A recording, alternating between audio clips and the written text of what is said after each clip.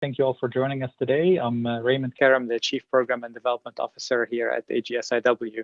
We're very pleased to be hosting this virtual launch event for this new release, The Arab Gulf's Pivot to Asia from Transactional to Strategic Partnerships. We're really delighted to have with us the book's editor and authors of some of its most compelling chapters. I'll introduce them very briefly before turning things over to our moderator for this morning's session. First, I'd like to welcome our friend Dr. Janardhan, Senior Research Fellow in the Gulf Asia Program at the recently renamed Anwar Gargash Diplomatic Academy in Abu Dhabi. He's one of the foremost experts on Gulf Asia relations and is the Managing Assistant Editor of the Journal of Arabian Studies. Joining us from India is Ambassador Talmiz Ahmad, the former Indian ambassador to the United Arab Emirates, Saudi Arabia, and Oman. He has the distinction of having served twice as ambassador to Saudi Arabia. After retirement from the Foreign Service in 2011, he worked in the corporate sector in Dubai and is now a full-time academic at Symbiosis International University. Dr. Christopher Colley is an assistant professor of security studies at the National Defense College of the UAE. His research is centered on India's reaction to China and the Indian Ocean region, and in particular, how it impacts New Delhi's relations with Washington. He is widely published on the subject and has also lived in China for over a decade. Dr. Steve Tsang is the director of the SOAS China Institute, SOAS University of London. He is also an emeritus fellow of St. Anthony's College at Oxford and an associate fellow at Chatham House. He previously served as the head of the School of Contemporary Chinese Studies and as a director of the China Policy Institute at the University of Nottingham. Moderating today's session is my colleague, Dr. Emma Soubrier, a visiting scholar at the Arab Gulf States Institute. Her research focuses on the security strategies and foreign policies of the countries of the Gulf Cooperation Council, particularly the UAE, Qatar, and Saudi Arabia, and the political economy of arms trade in the Gulf. My usual disclaimer before we start, this webinar is being recorded and will be made available on our website, hopefully by tomorrow. Also a reminder to our audience, you will be in listen-only mode, but you will be able to ask your questions through the Q&A function in Zoom. Feel free to also tag us on Twitter at Gulf States Inst. I should also mention that the book publisher is offering a special discount for our audience today. I'll share a link and information in the chat with those of you who would like to take advantage of this offer. And with that, Emma, over to you. Thank you very much, Raymond, and thank you to everyone who's joining us today for this webinar on the Arab Gulf's pivot to Asia from transactional to strategic partnerships. Over the last 2 decades, relations between the Gulf countries and Asian countries have expanded beyond the economic domain to increasingly include political and security arrangements. Even if oil and non-oil trade remains at the heart of their relations, strategic partnerships are becoming the norm. This book that I really enjoyed reading and recommend indeed argues that the Gulf countries have also diversified multi-dimensional aspects of their foreign policies, especially with China, India, Japan, and South Korea. Together with Russia, these changes could eventually alter the current US-centric security architecture in the Gulf. Joining me today to talk about these topics are the editor and some of the authors of the book. Welcome again to the 4 of you. The volume, a collection of pieces published by the recently renamed Anwar Gargash Diplomatic Academy between 2018 and 2020, covers a great range of illustrations and dimensions of the evolving Gulf-Asia nexus. So without further ado, I would like to turn to our speakers to dive into them. So starting with you, Dr. Janardhan, you edited the volume and wrote a number of its chapters, including one contextualizing the Gulf's Look East policy and one on Gulf security in the post-free riders world, exploring the final stage in the evolution of the Gulf-Asia relations from a transactional to a strategic partnership.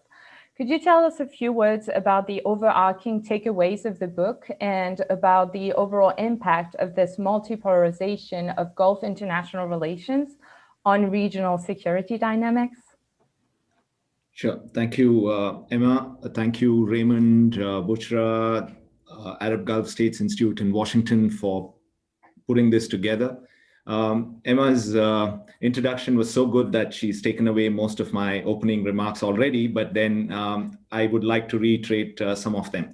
I think the book is a documentation both of the rise of Asia and the growing Gulf-Asia ties over the last 2 decades. There are increasing signs of this Gulf-Asia buyer-seller relationship, that's what it was, assuming strategic importance.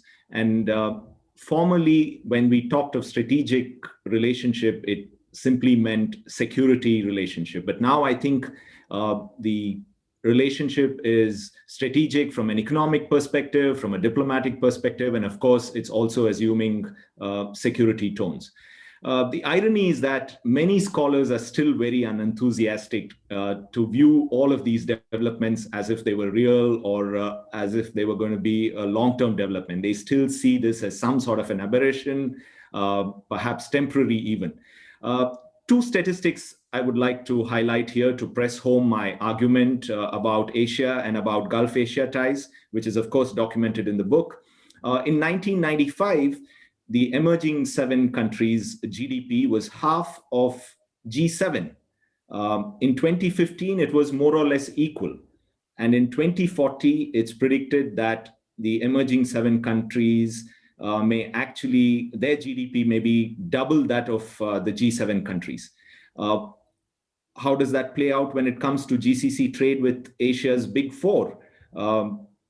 They trade with just the big 4, which is South Korea, Japan, China, and India, is more than the GCC's trade with the US and EU combined. So, as Emma mentioned, oil, trade, and expatriates are still the fulcrum of Gulf-Asia ties, but strategic partnerships are becoming the norm more and more. The point of this book is, of course, to hammer home the rationale that such intense Gulf-Asia economic ties are bound to impact the security dynamics of the region as well. Now, it is really high time for us to recognize that what we see in the Gulf, which is a part of Asia, we often tend to look at the Gulf as if it was different from Asia, but then Gulf is so much a part of Asia itself, that there is not just economic diversification. Along with economic diversification, there is foreign policy diversification that has been taking place over the last decade and a half. And there's also been security diversification, if you can call that.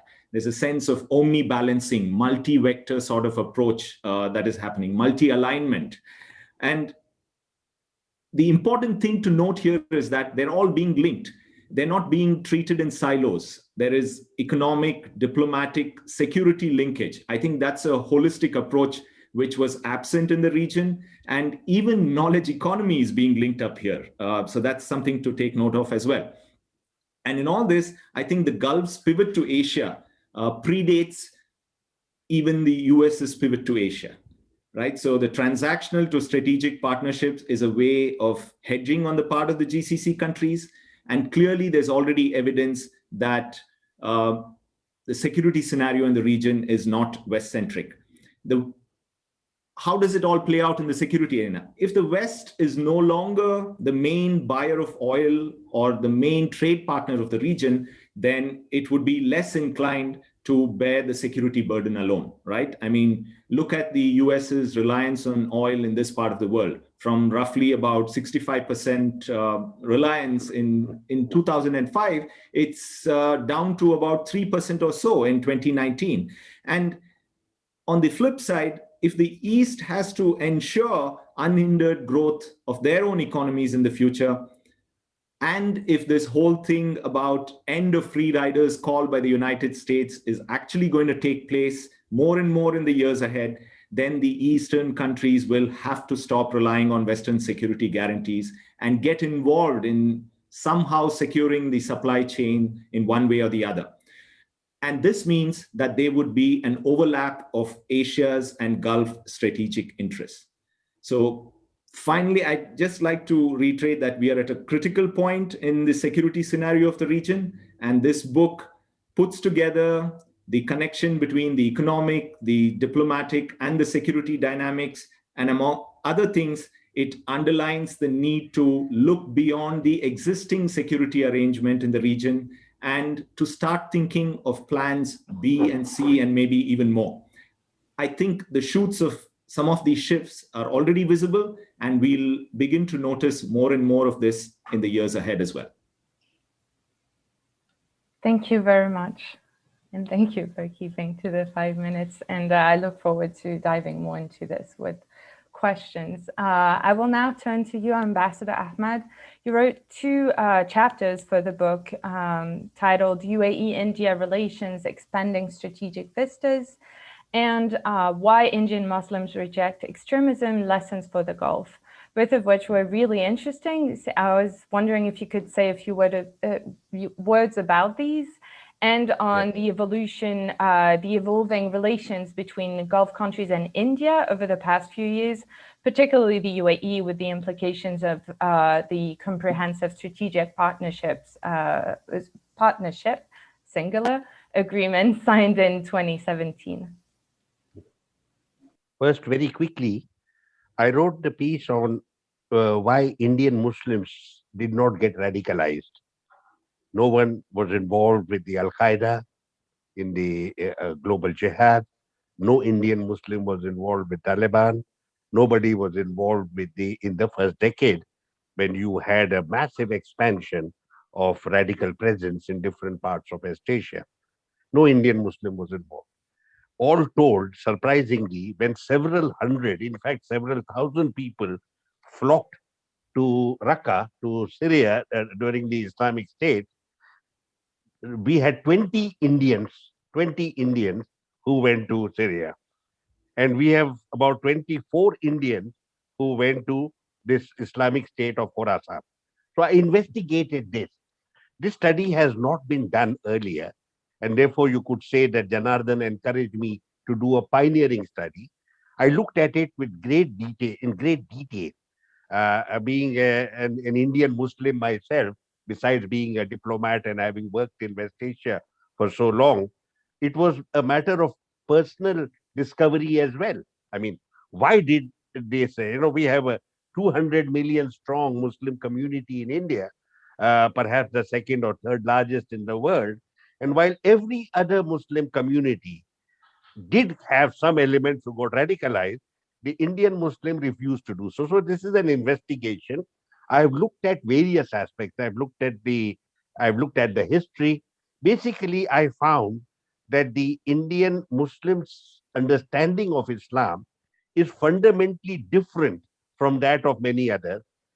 At the popular level, there is a very strong Sufic influence on the Indian Muslim, and he is much less involved with what is happening in West Asia. For example, we have neighborhood priests and neighborhood Sufi shrines, and they are the ones that are the object of veneration for the Indian Muslim. So this was what I looked at, and it is a first research effort, and it can be built on as we go along. The other aspect was I was asked by Janardhan to write a paper where he said that I should think out of the box in the context of Prime Minister Modi's second visit to the UAE. That, carrying forward, the first visit being getting to know, the second was going forward. And here I challenged myself because the conventional energy, trade, investment were already there. And he forced me to think new thoughts. And I thought, along with him, food security and water conservation as number one. Cooperation in the Western Indian Ocean. This was in the context of very early reports relating to the UAE showing interest in the ports of Yemen, showing interest in the Horn of Africa, etc. And I thought, why not get together? After all, we are members of the Indian Ocean Rim Association. We have been members. So why not take this forward and see how you can work in the Western Indian Ocean? The third challenge was, how can we promote peace and security in the region? A region where security has been deteriorating rapidly, no thanks to the Trump presidency, has become worse. What could we do a year and a half ago? Perhaps together, both of us, bring a lot of strength to the table. What can we do to go forward in this regard? And the paper contains certain ideas as to how we could be together. There's already a very solid basis in our relationship, and I think we can take that forward, promoting confidence building measures, etc. The UAE appeared then and even does now as a country that wants to get on with it. It doesn't want this peace, it doesn't want insecurity, it is concerned about instability, it is focused on finance, on trade, on logistics, on tourism, all very positive constructs. And here was something that we could work together. So this was an idea about a year and odd ago. We still need to work on it. So I would call it work in progress as of now. As you know, the academic puts ideas first down onto the table, and it takes government a fairly long time to catch up. Governments, by definition, are inert, and they have to be jostled. They don't like new ideas. An academic loves new ideas because it gets him a place in the sun. But the government, it will take time. And as we go along, we could discuss these aspects later on. But this is by way of the first introduction. Thank you. Thank you very much, Ambassador. Dr. Colley, I'm going to turn to you now. You wrote a chapter on Flag Follows Trade, China's security imprint in the Belt and Road Initiative, Indian Ocean and Gulf, where you argue that the BRI 2.0 goes well beyond, I'm quoting you here, economic dimensions laced with a tinge of politics. Could you tell us more about this and the potential ramifications of these new security dynamics for the Gulf? Sure. Well, first, I'd like to thank the Arab Gulf States Institute for hosting me and for setting up this webinar, as well as Raymond, Emma, and Bushra. It's a great pleasure to take part in this activity. Before I begin, I just need to point out that the views and opinions expressed from me are strictly those of my own and do not represent the opinions, ideas, or thoughts of the National Defense College of the United Arab Emirates, nor do they represent the views or opinions of the UAE government. So with that said, yes, I think there's several key takeaways that sort of trail into what you just said. And importantly, an updated version of that would highlight several key dimensions. These being, in the COVID and post-COVID world, I think it's important to sort of focus on what I would argue are three core areas. One being Chinese energy demand. This also extends to India. Two, Chinese capability versus reality. And I say this from a security dimension. And the third one is the American force structure in the region. And let me just briefly touch on the three of these, and perhaps we can expand on them in the question and answer session. In terms of Chinese energy demand, even though COVID has severely reduced demand for energy around the world, the Chinese economy still managed to grow at just over 2% in 2020. Now, what does this mean? In 2018, China imported 9.3 million barrels of oil a day. Now, depending on which data sets we look at, between 44 and 56% of that was imported from the Middle East. Now, that is incredibly important in terms of the outlook in the Middle East towards towards Asia. There's a massive consumer base in China and increasingly in India. Depending on the data that we look at, China has anywhere from 200 million to 400 million people who are actively classified as middle class. This ranges from about $12,000 a year to $44,000 a year, depending on in terms of per person income. I noticed that China Daily today released data for the province of Jiangsu with GDP per capita coming in at $20,000. This is only going to continue to expand and to grow, which means more demand for energy.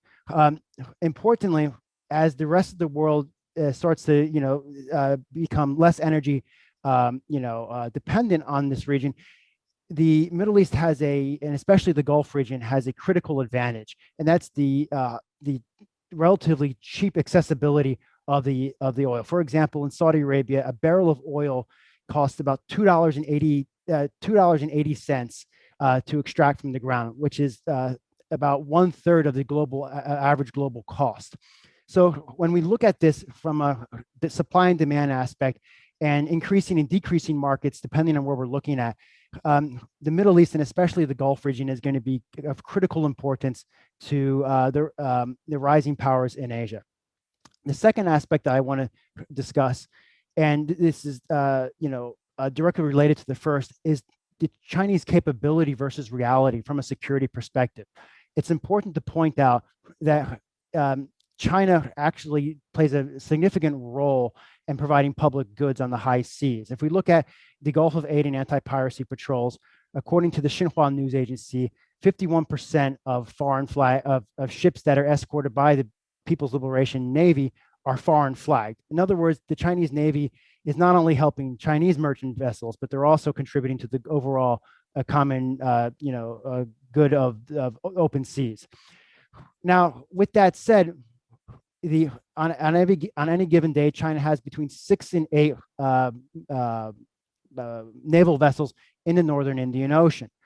However, from a political standpoint, the question is, is China able to increase this to provide more public goods? I should point out that China has over 100 vessels, mostly frigates, destroyers, and supply ships that are capable of projecting power into the Indian Ocean.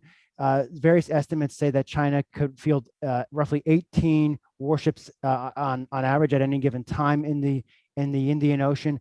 And importantly, we're starting to see potential trial balloons. And if we read the Chinese language press, but also if we look at what are Chinese academics with close ties to government institutions, whether they be in think tanks or highly regarded professors, what are they writing both in English, but more importantly, what are they saying in Chinese? If we look at what they're writing in Chinese in various Chinese language publications, we'll find that some of them are actively calling for what they refer to as strategic strong points, also sometimes referred to as strategic fulcrums in the Indian Ocean. This can be interpreted in multiple directions. Rivals of China see this as, not so much as, see this as more of a challenge, whereas people who are in groups and states that are, would like to see China play a bigger role in providing security, see this as a potential positive outcome. The third aspect is the role of the United States in terms of its force structure. Contrary to popular belief in some of the official rhetoric that's been coming out of Washington, especially over the past 1 to 3 years, the American military footprint is actually increasing in the region, especially the Gulf. So we hear concerns about American withdrawal. We hear, well, the Americans are going to pull out of Syria. But if we actually focus on the actual number of troops and equipment in the region, it's increased, and it's increased relatively steadily since about 2010. And finally, this is related to all of these, as Dr. Janardhan pointed out, American dependence on Middle Eastern oil is significantly reduced. I believe he said 3%. Of the American foreign imports come from the region, as opposed to Chinese, which are roughly about 50%. In 2018, December of 2018, the United States, for the first time in 75 years, became a net oil exporter. This is likely to continue, especially as the Democratic administrations pursue alternative forms of energy, and also as the fracking revolution continues to gather pace in the United States. With that said, the United States still does play a significant, and some would argue, the pivotal role in terms of guarantee of security in the wider region. And I'll leave it at that, and I look forward to questions later. Thank you. Thank you very much, Dr. Colley. And Dr. Tsang, I will now turn to you. You wrote a chapter that also addresses evolving dynamics with China from a different angle. Your chapter, the Great Decoupling of US-China Relations, Implications for the Gulf, offers a riveting analysis of what can be expected of this evolving bilateral relationship and its fundamental implication, I quote you, not only for the two main players, but also for the others caught in between, including the Gulf countries. So could you tell us a few words about your findings? Well, thank you very much, Emma. And I'd also like to express my gratitude to our host for organizing this wonderful event. My focus in this chapter is very much on the US-China relationship and its dynamics and its implications. With the change in US administration, I will not completely restrict myself to the Trump administration, which is the focus of the book chapter, because a lot of the dynamics that was in place, I think, continue to be in play today. And particularly if we look at the Chinese government's approach. I mean, one of the things that I highlight in this chapter about the great decoupling is that it's easy that we simply see this as something that was started by Donald Trump. Formally, it was. But if we go back into how the Chinese government handled the relationship, then it really went back to pretty much the beginning of the Xi Jinping administration. Xi Jinping became leader of China in 2012. By 2013, he already issued a document, we call it now document number 9, in which he specifically outlined what are the kind of areas where China should no longer be engaging with the Western world. Western concepts, Western ideas, things like democracy, like constitutionalism, like your neoliberal economy, like your free press, all those concepts were being banned in China.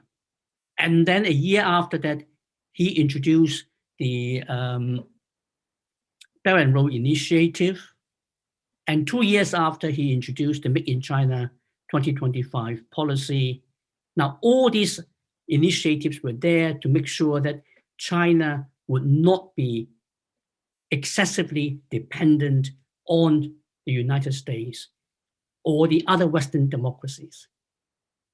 So China was not advocating a full decoupling. He's always been looking at a kind of very smart, strategic decouplings to enable China to continue to benefit from the globalization process, but only in the areas which it will find it useful and limit the kind of damages which globalization could also potentially bring to China.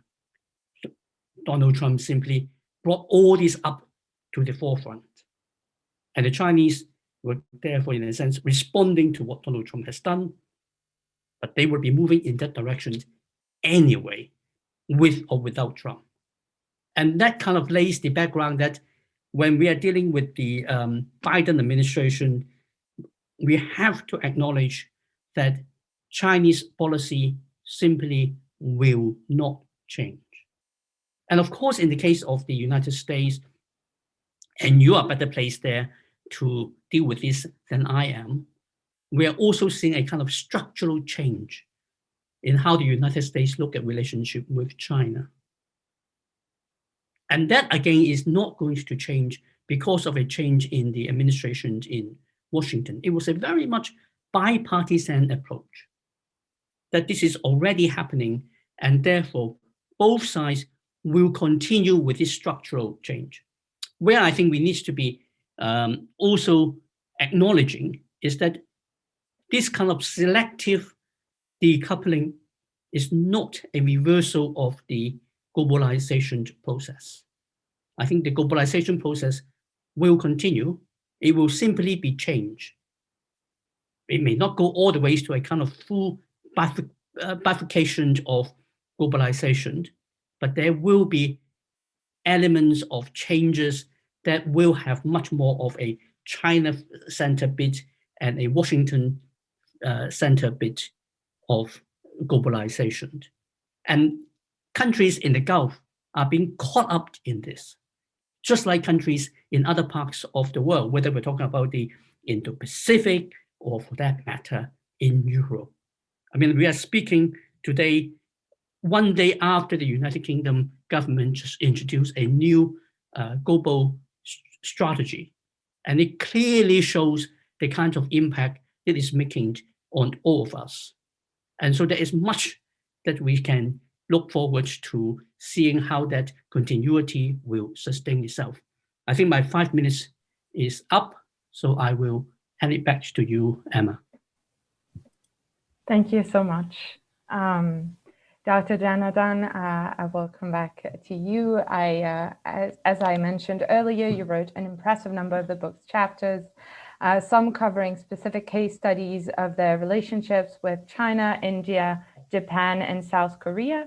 Given that we have already talked a little bit about the relations with China and India, I was wondering, could you tell us a few words about your main conclusions when it comes to the relations between the Gulf countries and Japan, as well as South Korea? Yeah, thank you, Emma. I think for a long time, Japan was the poster child in terms of the Asian growth story. But then I think the Japanese growth story was not so much an Asian one, because it was always identified as if the Japanese growth story was linked to the Western growth story, because the model of development in Japan was more akin to the Western growth story itself. What really changed is the Chinese growth story. And on the back of China, we had the rise of South Korea, and then, of course, India. I mean, the South Korean growth story is very, very pertinent to the Gulf's growth story.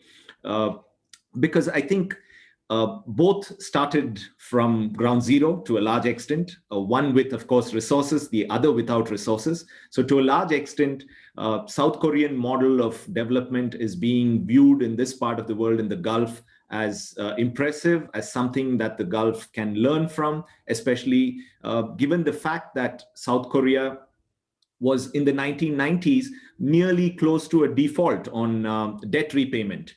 And today it's among the top dozen largest economies in the world. And from being a labor exporter to this part of the world, it is now a tech exporter. So the change, it's very much similar to what the growth story in the Gulf is, right? Because the Gulf is also a story about having moved from camel to cruise in a span of 50 years or so. So there's so much of commonality between the two. And I titled this chapter as Special, Smart, and Strategic, because I think there's so much here which is special. I mean, the special relationship between South Korea and UAE, for example, was elevated to strategic ties. Then there's a host of bilateral exchanges, new economic cooperation mechanisms that are in play, which could be considered smart. And both Japan and South Korea are the leaders when it comes to fourth industrial revolution. And the GCC countries are also trying to move forward and latch on to technology a fair bit. So when we talk in terms of fourth industrial revolution, artificial intelligence, robotics, Internet of Things, nanotechnology are all things that are being talked about a fair bit in the Gulf countries as well. And in many cases, there's a little joke that goes around in our part of the world, or perhaps all over, where we say that only the Chinese come about a win-win formula, because the Chinese win once and Chinese win a second time as well when they strike deals. But when it comes to a host of other countries, there's a real win-win formula. The arrangements are such that it seems like both parties are gaining something out of it. Both South Korea and Japan are heavily dependent on the region, much more than India and China for their oil and gas requirements. They have tied it with a host of other things. For example, South Korea's LNG carriers are, the Qatar's LNG carriers are being built by Korean shipyards. There's a host of engagement between South Korea and Iran, Japan and Iran. So that becomes important in terms of playing the sort of role that we are calling for in the Asian countries getting involved in stabilizing the region and trying to have some sort of reconciliation between GCC countries and Iran. They are involved in almost every infrastructure project. Talk about the Dubai Metro or the Burj Khalifa or the Baraka nuclear plant, and even in the space diplomacy arena. whether it was the Khalifa Sat, the homemade UAE satellite in 2018, which was launched out of Japan with the help of South Korean involvement and their researchers being involved there, and the HOPE mission, which was again launched from Japan. So in most areas, we've already begun to see a major role being played by South Korea and Japan. But what we have not recognized, and I just want to also highlight that this has expanded even to the cultural sphere. It's not just the Chinese Confucius centers that have opened up centers in the Gulf, but even the Koreans and the Japanese are now opening cultural centers. They are now expanding into, Korean language is being taught in many places around here. Their K-pop and kimchi and bibimbap are all winning hearts in the region. There are major fans of these food items in the region. So all these are important. I mean, when you look at a certain country's relationship growing, you can't look at it only from the prism of the economic or security. There has to be a cultural dynamic, and that's happening too. But I think where South Korea is making a mark is also in terms of its politics and diplomacy being useful templates. Its sunshine policy, and some are calling it the moonshine policy, is handy for the Gulf's quest for peace and the delicate balance that it is trying to seek with Iran. And we are also having a lot of cooperation in the security dynamics. There's Korean special forces are training UAE soldiers. You would know, Emma, as somebody who is working on the arms and the defense sector. Korea's defense exports to UAE between 2011 and 2016 amounted to roughly 31 billion. That's huge, right? I mean, this generally goes unnoticed that South Korea is a major small arms supplier. There's the South Korean anti-piracy naval contingent that's been involved here. And surprisingly, in 2019, when the Aramco facilities were attacked, the Saudi king actually called the president of South Korea, asking him for tips on how to bolster air defense systems. I mean, I think that was a surprise move. I mean, not many expected that really. There's also something that the GCC countries can learn from Japanese diplomacy. There's the 2+2, which Japan brought to the world, the foreign ministers and the defense ministers meeting their counterparts at one go. In fact, we're now trying to push for a 3+3 dialogue and diplomacy mechanism, where you can also bring in the economic and the finance minister into the picture. And that will bring the economic, the diplomatic, and the security dynamics together. So when you put all this together, we are also seeing South Korea and Japan being involved in the security of the region, especially in 2019 and 2020. And, they were not necessarily part of the global alliance that the United States put together at that point in time. They were willing to act independently. You saw that the South Koreans and the Japanese were actually serving as emissaries. They were serving as mediators in trying to calm things down between the United States and Iran, between the GCC countries and Iran. So I think there's so much that's happening which largely goes unnoticed. And my aim was to try and highlight that and see how they fit into the overall picture of the big four countries coming together in trying to form a collective security mechanism, which doesn't necessarily leave out the United States. I think that's important to note. Thank you so much. This is fascinating. I'm gonna move to a round of questions to all of you before we open it up to questions from the audience. Just a reminder to everyone, if you have a question, you can post it under the Q&A button in Zoom, and we'll get to them. What I find really interesting in all your presentations and your chapters is that it seems like the Gulf region is not necessarily stuck into in a either-or situation when it comes to security architecture and international relations. The fact that there's a look east policy of many of the Gulf countries does not mean that they're going to really walk away from the West. And I thought that it was particularly interesting listening to your presentations right now, seeing an idea of possibly a security arrangements that would include not purely military security dynamics. I really liked the idea that Ambassador Ahmad was talking about and mentions in the chapter of a food security for energy security kind of nexus, for instance. And so my main question is, could we see a new regional dynamics whereby the military security remains mainly tied to the United States and other Western countries, while you have a number of other more niche capabilities developed with Eastern countries, Asian countries, and also the number of dynamics that we talked about, especially when it comes to intelligence, artificial intelligence, etc. So that's the baseline. And with that, I will target a couple of questions to each of you. Ambassador Ahmed, I would like to come back to you first with this idea of the food security for energy security, which I think is really interesting. I was wondering, you talk about it for the UAE-India relations. Do you see that happening with other Gulf countries? Which could they be? And why do you think that India is particularly well placed to have this kind of security arrangement with the region? India has very crucial interests, abiding interests in Gulf stability.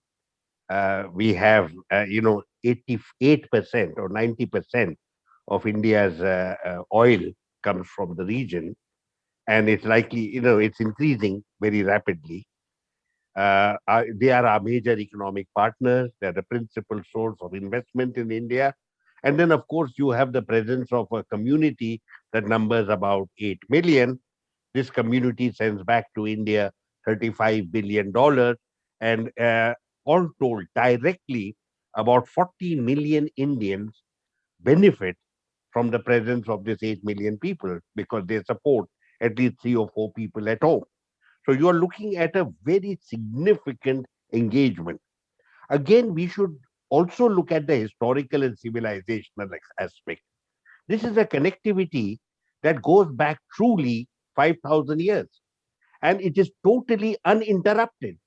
We've had a sustained interaction. There's been no period like, oh, for several centuries we didn't talk to each other. There has not been a single moment in the last so many centuries when we've not been engaged. We've had a very robust engagement, and this has created, you could say, a shared cultural ethos between us. When the British ruled India, almost the entire Gulf politics and economics was controlled from India. As you know, British India funded all the offices, the residencies, and the agencies that were located in the Gulf. And it was the Royal Navy that patrolled it, but it was Indian soldiers who maintained security on land. And then, of course, in the First World War and Second World War, hundreds of thousands of Indian soldiers fought in Mesopotamia. So we had a connectivity. What happened with independent India is we retained the connection, the economic and cultural connection. We gave up on the imperial hegemony. We did not pursue that. We did not inherit British hegemony. British hegemony went to the Americans. So where we are concerned now, yes, we have a very substantial relationship with every one of the countries of the Gulf, not only the 6 GCC countries, but also Iran and Iraq. And you must have seen the visits of our Prime Minister have included all these connections, except Iraq because of the law and order situation, but I'm sure that will be remedied. So that connection is still very, very substantial. What we will be discussing later today as we go along is, can we now translate this? The academics have spoken that we want to go forward now. From transactional, we want to become something more strategic. All the agreements that the Prime Minister had entered into with every country of the Gulf spoke of a strategic partnership. With Iran, we've had a strategic partnership from 2003. But what they have not done is to actually translate this into action. There are several reasons for this. Let's be very clear. This has been a period of considerable turbulence. And in a period of turbulence, it's not easy to pursue new ideas and new thoughts and build new institutions. It will take time. We haven't translated it into something that we should work with. And but I will stop here so that others can contribute. But we could pick up on this later on. Thank you very much, Ambassador. I don't know if anyone wants to jump in to add something to this. Otherwise, I'll continue to target questions related to that. If I can just say a couple of things on that, Emma. The idea of food security for energy security is a very good one, and it's been doing the rounds for a few years now. And parts of that is already beginning to take shape. Again, just to go back to an example that Talmiz, Ahmad, and I have tried to put across for quite a few years. We all very well know that the UAE or the GCC countries have been providing energy security to India. The food security thing is coming along over the last decade. For example, this is why we say that every part of the relationship now is strategic. India is saying that we can provide you food security in a completely different format. For example, most of the investments that are taking place from some of the GCC countries in India are related to the agricultural arena. They are investing in the agricultural sector for crops that are meant for the Gulf markets. And they are investing in logistics. They are building rail networks, they are building roads, they are building cold storages. And many of the ports are run by some of the actors in the Gulf. So there you have a sort of connection. And you're beginning to see that many of the Asian countries are no longer only recipients of investment. They're also investing.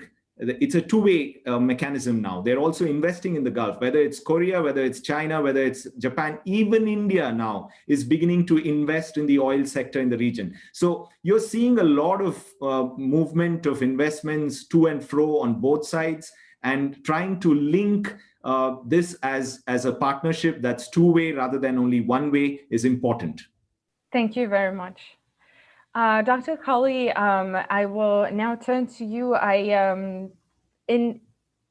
Given your presentation of today, and I was wondering, what do you think of this proposition that maybe what we could see is not an either or, but this combination of keeping strong military ties to the US and having the US still remaining the main guarantor of security in the region, but with this development of niche capabilities developed with China and South Korea but also with Russia, and now with the Abraham Accords, possibly with Israel. I was wondering if you could maybe comment on that and say, would that be a dynamic that the US would be happy with?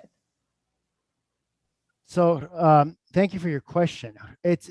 I don't speak for the current administration in Washington, but I would imagine that currently this is a system that works. American security guarantees.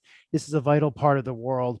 As long as the petroleum and other areas are secure, everybody wins. Now, the question is, will the American electorate, do they agree with that? And that's an unknown.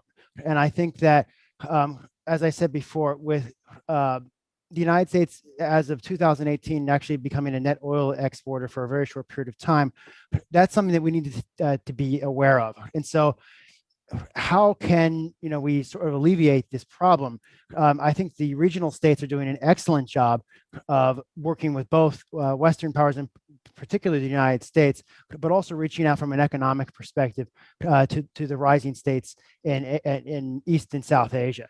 And that's, in all probability, will be continued and will continue to grow. And that's a very positive story. With that said, I think there are avenues for specifically China and the United States to actually work together in the region, and this is something that as someone who studies China-U.S. relations and who studies rivalries, that's not something that is frequently heard out of people who are, realists and study these things. However, the greater Middle East, in particular the Gulf region, is one area where Chinese and American interests in many ways overlap. They both are, looking to keep stability above all else in the region. If we were to build upon the, the Gulf of Aden anti-piracy drills, which could potentially form as a model, that would be a very positive development. With that said, in the summer of 2019, I believe, Operation Sentinel was set up by the United States and several of its partners. China did comment and express a little bit of interest, but did not actually actively participate in the operations. That's something that should be encouraged. I'm not sure, given the current state of Sino-U.S. relations, how feasible that's going to be politically for either side. The question of, does Beijing really want to get involved in a security partnership with Washington in a different part of the world, whereas they are, rivals in other areas? That may be a bridge too far, considering the current political environment. It's probably unlikely to get better. Maybe the status quo will hold. My greatest concern is that if we get, is to have an uncompromised position in both capitals. But one thing I should add is that the Gulf states are doing an excellent job of getting the best out of Washington and getting the best out of Beijing. With that said, both Washington and Beijing benefit as well. But to sort of study what some of the other states around the world and in regional clusters, for example, Southeast Asia and some states in South Asia, how they are able to, look at various rivalry situations and work with both states, whether they be the United States, India, or China, to try and come up with the best possible solution, at least for the Gulf state.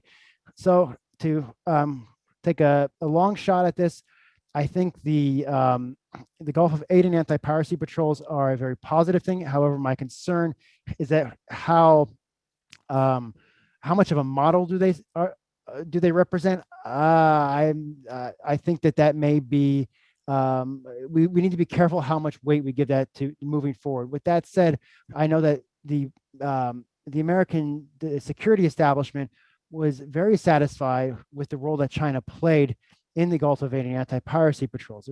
They were happy to see that, originally Beijing saw this, was a bit skeptical, at least from their perspective, but quickly China became an active participant and was very helpful. How transferable that is to other settings, that's yet to be determined. Thank you so much. Does anyone want to follow up on this?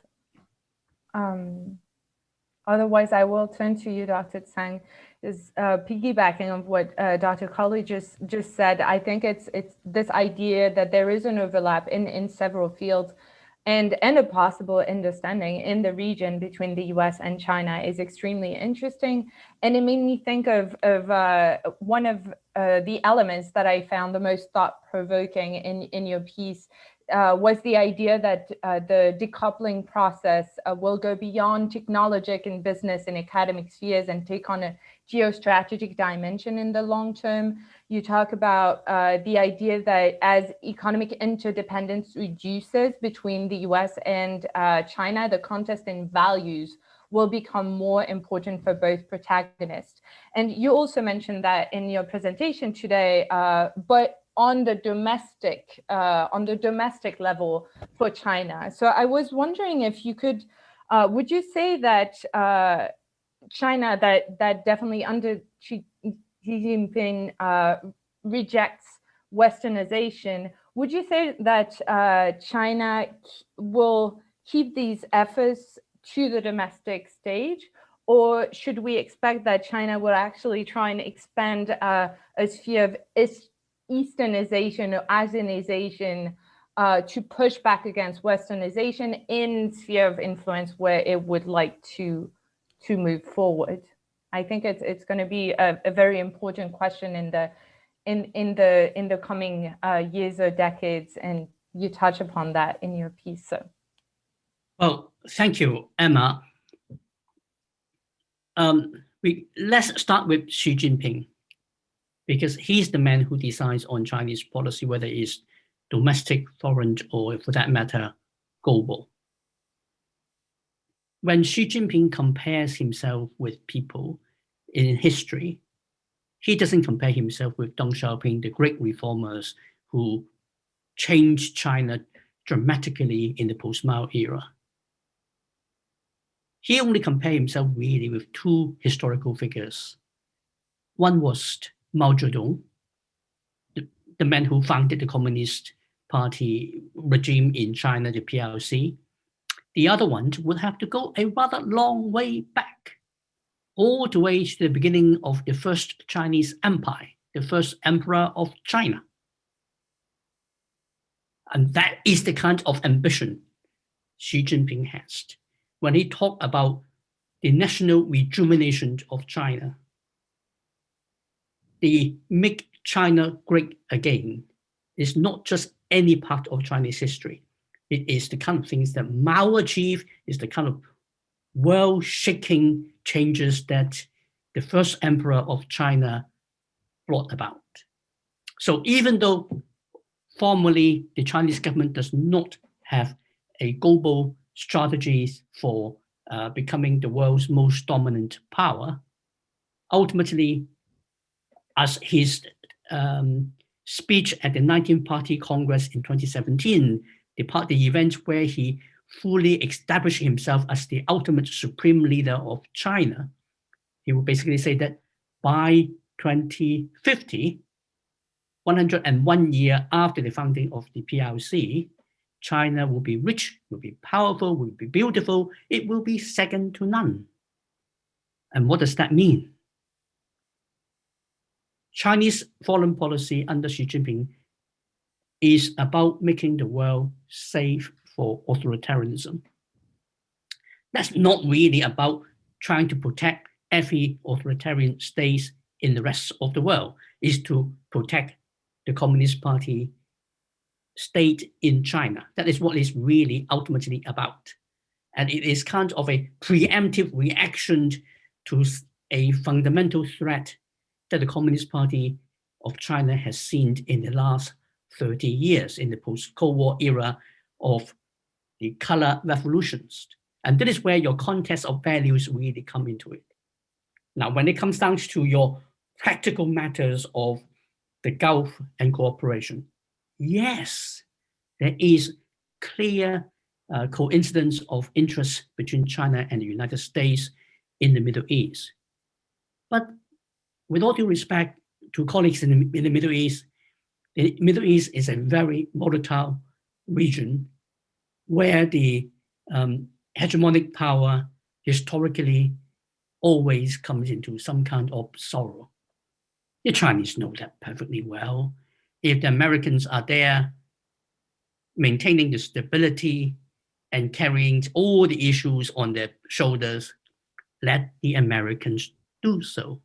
The Chinese have no intention of coming in and take over from the Americans before the Americans have to themselves decide to relinquish that role.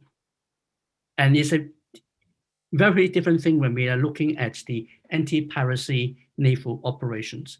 Those are fantastically useful operations for the Chinese Navy to acquire experience in long-distance deployment. Remember, when they first started sending out the anti-piracy patrols to waters off North Africa, the Chinese Navy had no experience of long-distance operations. So they were useful, but they have no intention of integrating their forces with the NATO or any other allied operations. They didn't want others to know how they operate. I think I better stop here. Thank you very much. And I think it's extremely interesting, and it starts answering some of the questions that are pouring in. Before we turn to the questions of the audience, I wanted to turn to you, Dr. Janardhan. In your chapter on the Gulf security post-free riders, you remind us that, I'm quoting you here, the new mantra is that a lasting Gulf security system can only function if it is based on a regional initiative, but that certain elements such as the Saudi-Iranian rivalry make this difficult. I was wondering, and this question is for you and anyone else who wants to jump on it afterwards, what would you say is the impact of the recent Abraham Accords on such prospects of regional security initiative? And linked to that, in your presentation, you were talking about the importance of looking beyond the current architecture and start thinking about plan B, plan C, plan, you name it. What would that look like? It's a tough question, Emma, to answer, because I don't think there's any particular trajectory that we can point to and say this is how it's going to pan out. Look, 2 years ago at an event organized by the Arab Gulf Studies Institute in Washington, when I referred to the possibility of Israel playing some sort of a security role in the region, it was laughed about. And nobody took it seriously. But at the end of the day, as much as everybody talks in terms of the Abraham Accord being mostly about economic issues, we know very well that there is a security dynamic involved.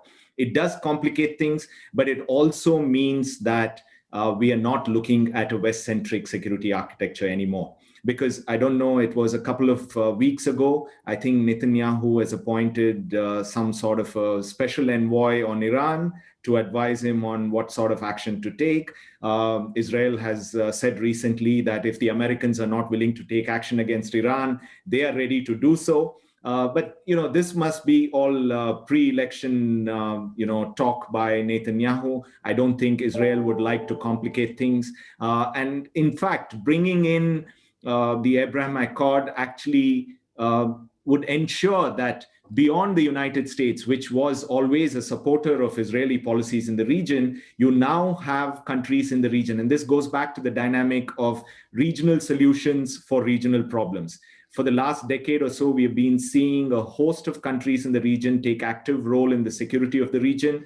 And I would like to believe that they will be a much more of an impactful influence on Israel than America was in the past in terms of trying to condition Israel's approach in the region. So while at first sight it does seem alarming, it does seem difficult in Israel entering the fray, it also means that we now have a lot more options on the table than we had in the past.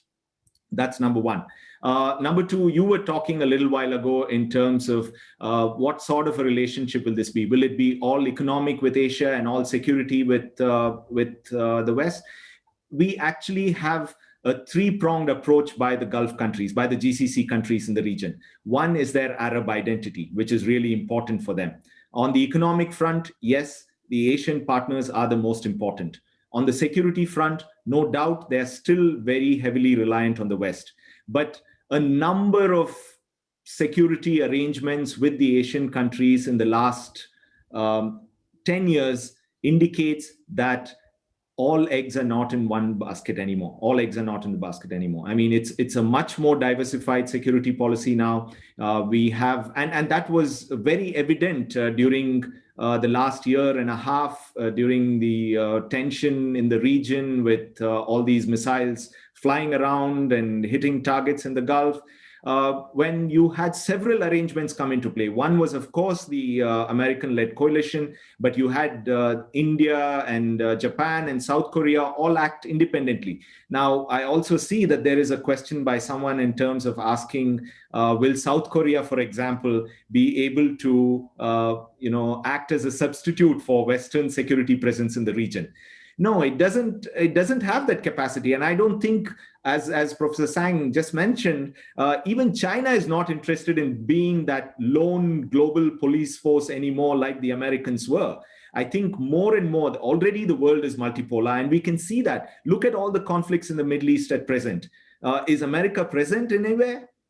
Are American troops present anywhere? No, it's in fact the regional players who are much more dominant in trying to sort out issues in the Middle East rather than the United States itself. So we are not talking in terms of any one country or any one particular bloc trying to replace the United States as a security guarantor of the region. We are talking in terms of a much more broader, not even a coalition. It's just about certain players whose interests are common, who can come together on a common platform, work together. It could be several different sort of combinations that will come into play. And so we can't really. So I really think there are plan B, C, and C's out there, playing around. And if required, if push comes to shove, those sort of arrangements can come together. India and Japan can easily work together. India and Israel are working together already on several issues. Can the Gulf countries get involved with them? Similarly, even on the economic front, we don't have to look at the Abraham Accord as if they were bilateral accords. You can expand it to plurilateral, if you can call that. India, UAE, and Israel working together in many forms. Similarly, Japan, Israel and the Gulf countries can work together, both on the economic aspects and on the security dynamics as well.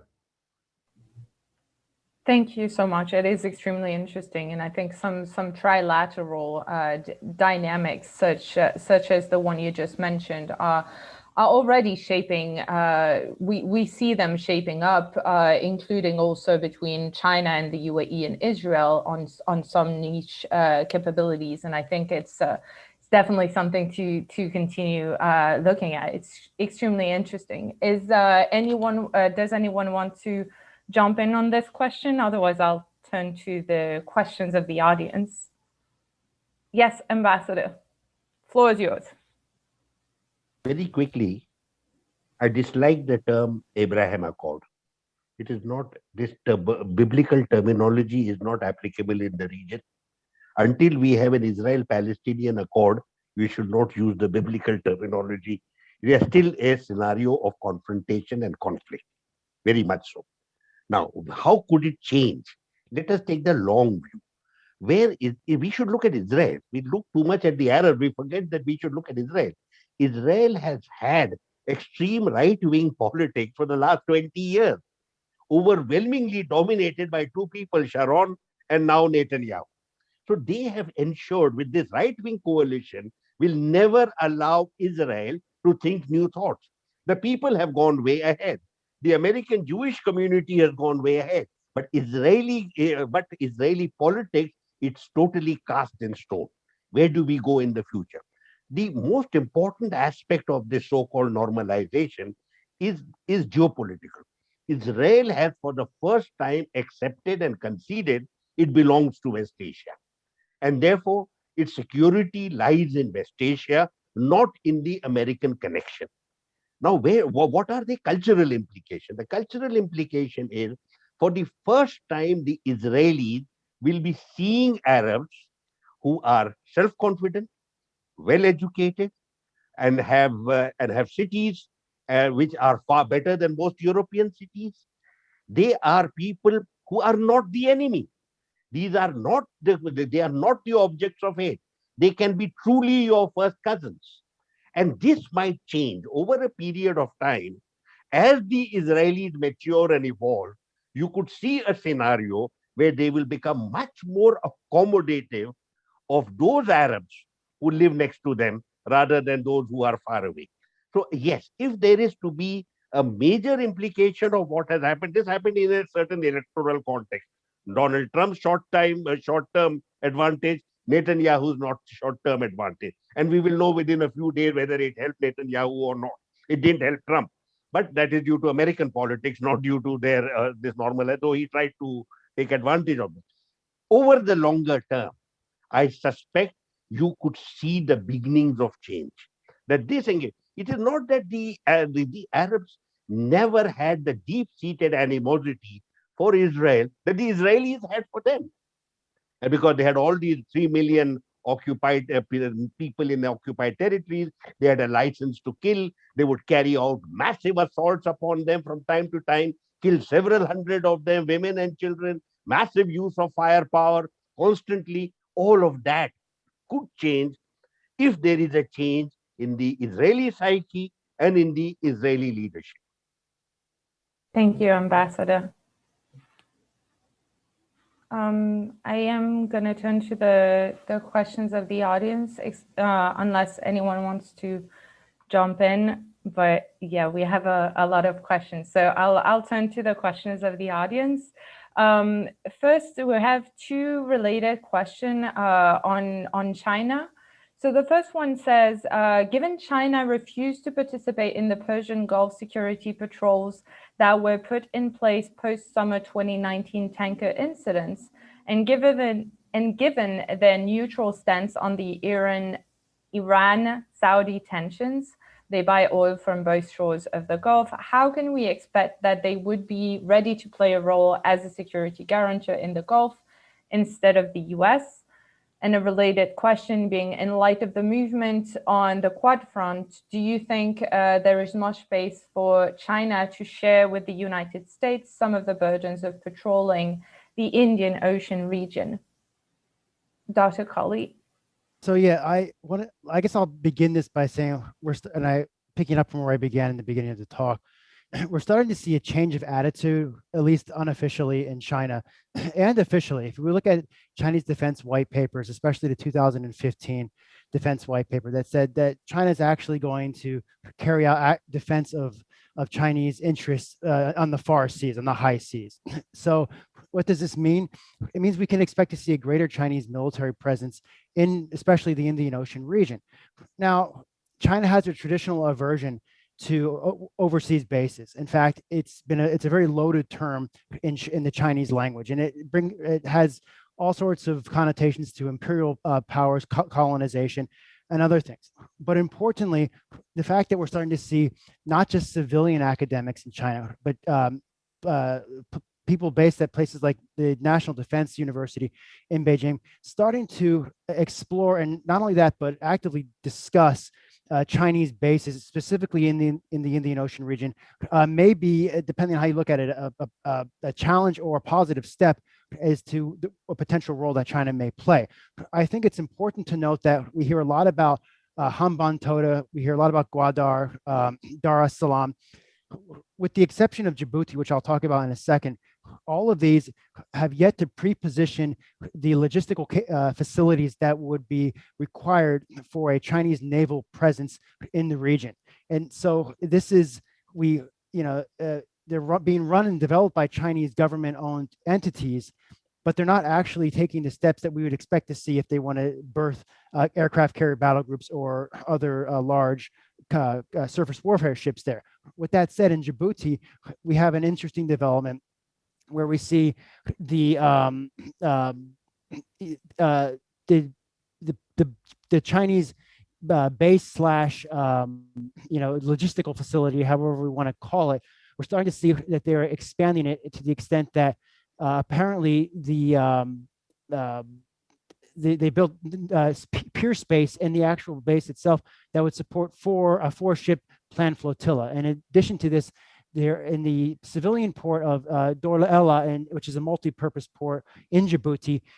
6 berths are there, and 1 is reserved for the Chinese Navy. Now, what does this mean in terms of a Chinese security presence? China, I think, wants to be able to partake in various activities, but they don't want to get involved in some of the heavy maneuvers. Dealing with Somali pirates is a far cry from having somebody fire anti-ship cruise missiles at you. And so I think it's important to continue to pay attention to some of the trial balloons that are coming out of Beijing. Government white papers, public speeches, specifically, Chinese government entities, defense universities. In terms of the Quad, yeah, that would be a great idea, but unfortunately, the psychological dynamics of rivalry of those players who are involved in the Quad, the United States, Japan, India, and Australia. Japan and India have territorial disputes or maritime disputes with China, and the United States and China don't exactly get along now. So in theory, it would be a very positive thing, but in in reality, as of now, it's a long shot, and technically, I'd argue it's a bridge too far. But somebody else, I'd be happy to hear other thoughts on this topic.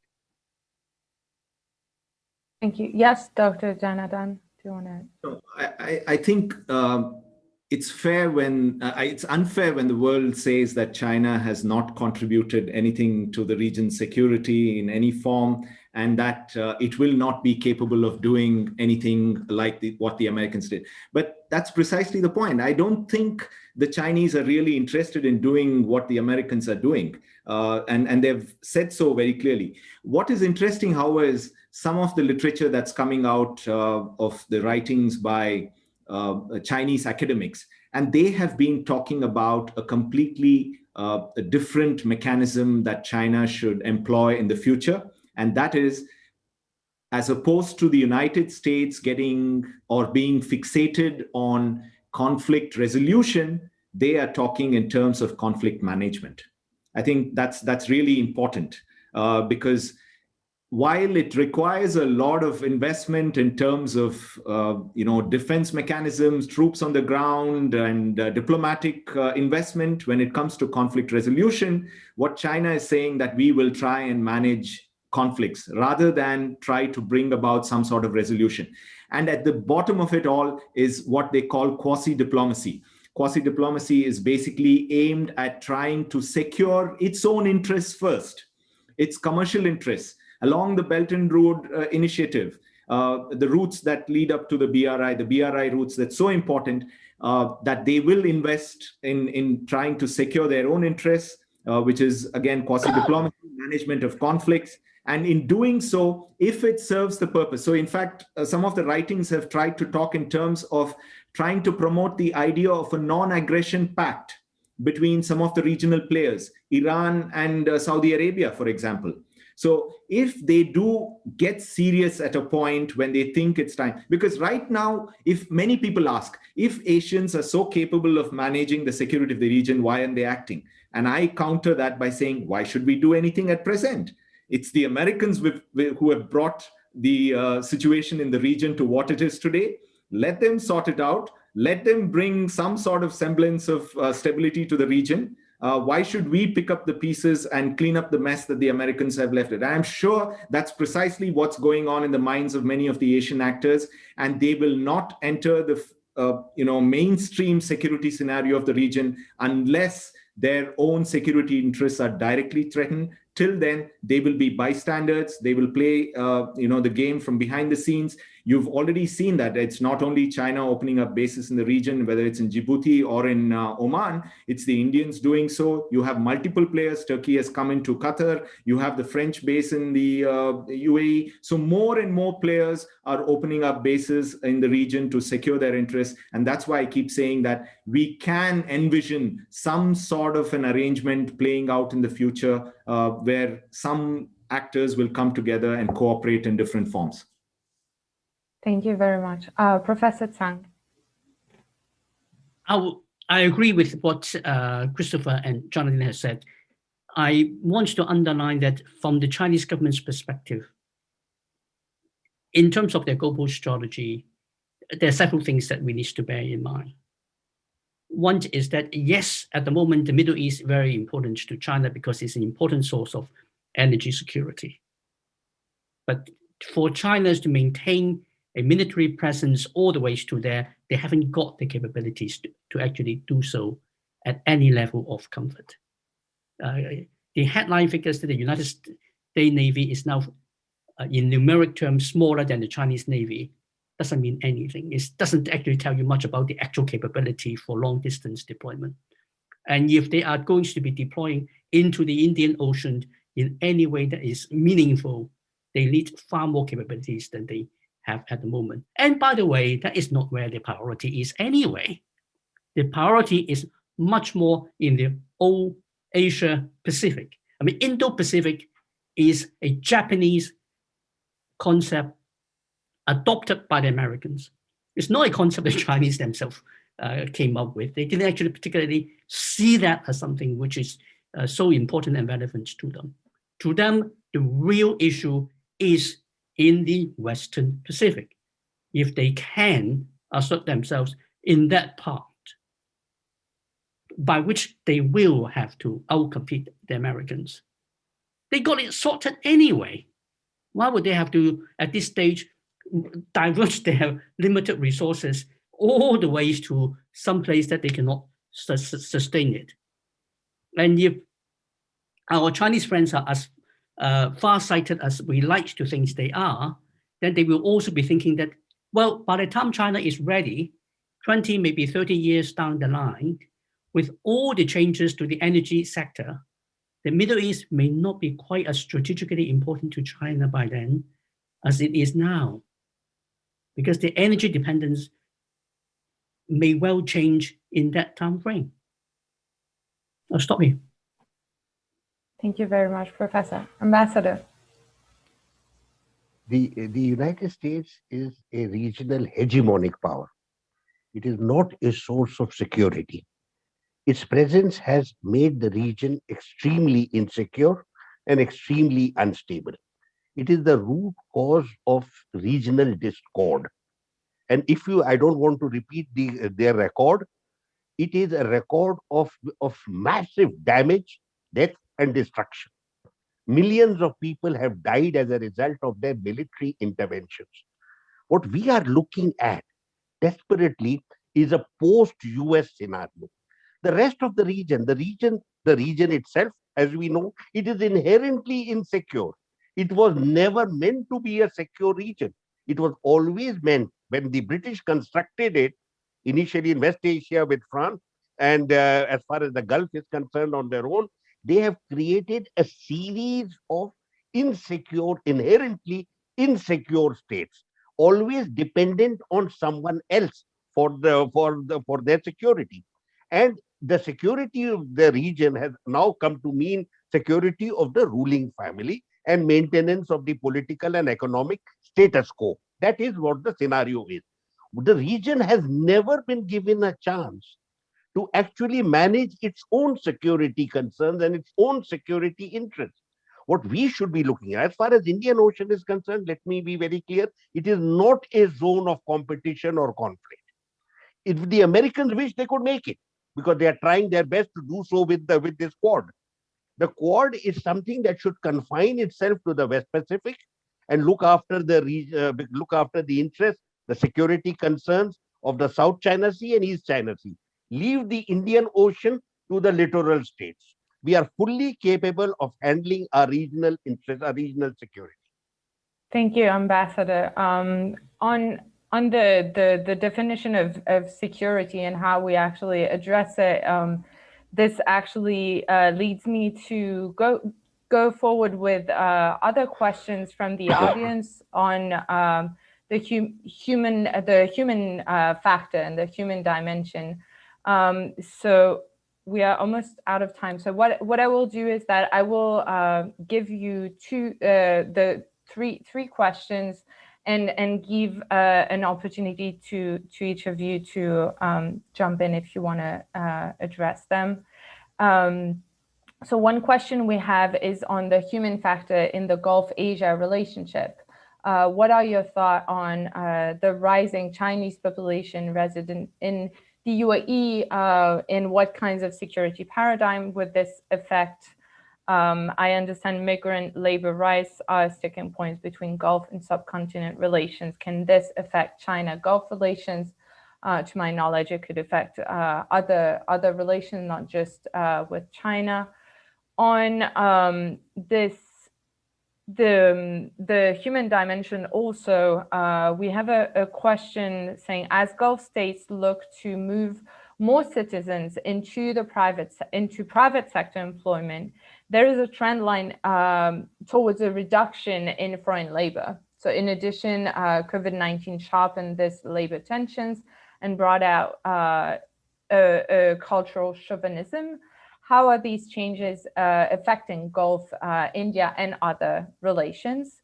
And then finally, Professor Tsang, you were mentioning energy, so I'll also add an energy question. If underinvestment leads to a tighter oil market in the coming years, making it harder for Asian oil consumers to diversify their supply away from Gulf oil exports. Should we expect that this will force ties between Asian consumers and Gulf states to accelerate or intensify? Or alternatively, are Asian importers already so dependent on Gulf supply that this assumption is factored into policy decisions from the start? We have 5 minutes. I'll give you an opportunity to jump in. You can raise your hand if you want to jump in on either of those questions. Yes. You know, the relationship between Gulf and subcontinent on workforce issues are really not so serious. There are major concerns, yes, but certainly not of the magnitude that brought an end to the negotiations on free trade agreement between the GCC and EU or GCC and the United States, because none of the Asian countries are making the sort of demands that either the European Union or the United States made during the free trade agreement negotiations, trying to link economic reform with political reform and all that. In fact, I think the growth of Gulf-Asia relations is largely because there is no political baggage by the Asian countries in trying to dictate terms in the way that the GCC countries have to move ahead with their reform process. So I don't think that's really been an issue. From time to time, yes, countries do have issues which are sorted out diplomatically, which doesn't end up in any sort of major tiff of the kind that we saw between the GCC countries, EU and United States. With the number of Chinese in the UAE, it hasn't dramatically increased. Yes, it has been growing, but I don't foresee any sort of a problem in terms of how China determines. In fact, there have been more of cultural issues that have caused problems more than political issues, in the way the Chinese have found it difficult to integrate into the lifestyle of the GCC countries. There have been some problems, but those are far and few in between. They have been mostly focusing in terms of how to promote their own economic interests. Some of them have done very well. There is a recent book by one of a Chinese American scholar in the UAE on the Chinese diaspora in the Gulf, and I think it's mostly positive rather than negative. So I don't foresee any problems on the human issue or the human relationships. Thank you. Professor Tsang. Just very briefly, adding to what Jonathan has said about the Chinese population in the Gulf area, I think what we need to be prepared is that if there should be a situation where Chinese citizens in the Gulf will find themselves in a security problem, then we will now have to expect that the Chinese government will get involved and will interfere in terms of protection of Chinese citizens in that part of the world, or indeed any part of the world. This is, I think, the new direction of travel for Xi Jinping. And very briefly on the energy side, I think the point I was trying to make was that if we are looking at the Chinese being willing and prepared to send forces to that part of the world, we are looking at a longish time frame, which will then have to take into account the change in the energy mix dependence in China. But that's not going to be the case in the next 10 or 20 years. The next 10, 20 years, the reliance on Middle East energy, I think, will remain very much crucial. And I don't think we're going to see a major change in how the assessment works in Beijing or indeed some of the other very Middle East oil dependent countries in East Asia. Thank you very much, Professor. We are about out of time. I would like to thank each of you for coming today, and everyone in the audience. I am sorry we didn't get to every questions. It was a pleasure to host each one of you today, and I will give the event back to Raymond to close. Great, thank you everyone. Thanks again, Emma, for a wonderful job moderating the session. Thank you for all the insights that the speakers brought. As we mentioned, the video should be up on our website tomorrow. So please tune in and make sure to check www.agsw.org. We also have programs on a weekly basis. Make sure to sign up for our newsletter, and you'll be always up to date on our activities. Thank you all again.